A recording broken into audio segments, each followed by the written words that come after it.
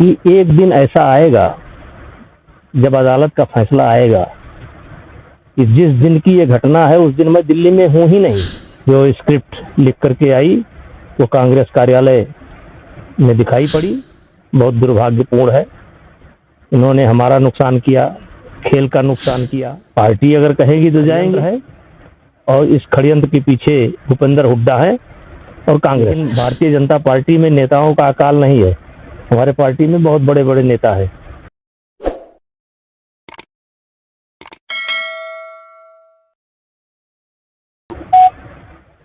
अठारह जनवरी को जब जंतर मंतर पर ये आंदोलन शुरू हुआ था खिलाड़ियों के नाम पर, उसी समय जब मुझे मौका मिला था तो मीडिया के सामने ये बात रखी थी कि ये सब झूठ है और षड्यंत्र है, और इस षड्यंत्र के पीछे भूपेंद्र हुड्डा है और कांग्रेस है। और आज वही बात सामने निकल करके आई, षड्यंत्र का पर्दाफाश हुआ। फाइनल जो स्क्रिप्ट लिख करके आई वो कांग्रेस कार्यालय में दिखाई पड़ी। बाकी अब जनता को फैसला करना है। भाई हम पार्टी अगर कहेगी तो जाएंगे, लेकिन भारतीय जनता पार्टी में नेताओं का अकाल नहीं है, हमारे पार्टी में बहुत बड़े बड़े नेता है। अच्छा, इन परिस्थितियों के बीच यदि आपको पार्टी ने वहां से टिकट दिया हरियाणा से, तो क्या ये सब समय निकल चुका है। अब तो हम मुकदमा लड़ रहे हैं, केस लड़ रहे हैं। तो इनके इस कदम से जब राजनीति में ही इनको आना था, उसको कैसे आप देख रहे हैं?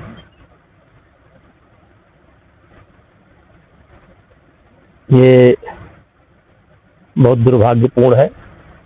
इन्होंने हमारा नुकसान किया, खेल का नुकसान किया, और जिस खिलाड़ी के सम्मान की यह बात करते हैं, खिलाड़ियों का भी इन्होंने अपमान किया। विशेष करके महिला खिलाड़ियों का इन्होंने अपमान किया। और कांग्रेस जैसी पार्टी लड़कियों का सहारा लेकर के राजनीति करना चाहती है, और लड़कियों का अपमान मैंने नहीं किया है, लड़कियों का अपमान कांग्रेस ने किया है, भूपेंद्र हुड्डा ने किया है। हमारा आशय ये है कि एक दिन ऐसा आएगा जब अदालत का फैसला आएगा कि जिस दिन की ये घटना है उस दिन मैं दिल्ली में हूं ही नहीं। तब ये इस देश की जनता को क्या जवाब देंगे। और ये इनके साथ कोई घटना नहीं घटी है, एक सुनियोजित सोची समझी चाल है जिसको कांग्रेस ने लिखा था, जिसके मुख्य किरदार भूपेंद्र हुड्डा थे, और वो चीजें सामने निकल करके आ चुकी है। अब जनता को तय करना है। आपने कहा कि केस लड़ रहे हैं, तो आपने क्वेश्चन के लिए भी हाईकोर्ट में, ये मेरा राइट है, मैं क्वेश्चन में गया हूँ, क्वेश्चन में गया हूँ, मेरा राइट है, क्योंकि जितने आरोप हैं निराधार हैं।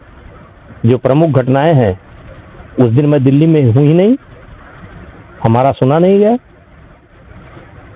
एक घटना में मैं सर्बिया में हूं, दो घटना में मैं लखनऊ में हूं।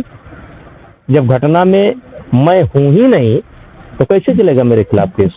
अब अदालत में गए हैं, अब देखिए अदालत क्या फैसला लेती है। तो आप क्या, जनता क्या करेगी? अब ये वहां की जनता को तय करना है। ये कहते हैं कि मैं महिलाओं के सम्मान की लड़ाई हम लड़ रहे हैं, नहीं, गलत। आप केवल महिलाओं का अपमान कर रहे हो, और विशेष करके महिला खिलाड़ियों का अपमान कर रहे हो। और इस 1.25 साल के अंदर आपने खेल से जो जुड़ी लड़कियां हैं, चाहे जिस गेम में हो, आपने उनके चरित्र पर सवाल उठाने का काम किया है, और जूनियर खिलाड़ियों का हक मारने का काम किया है।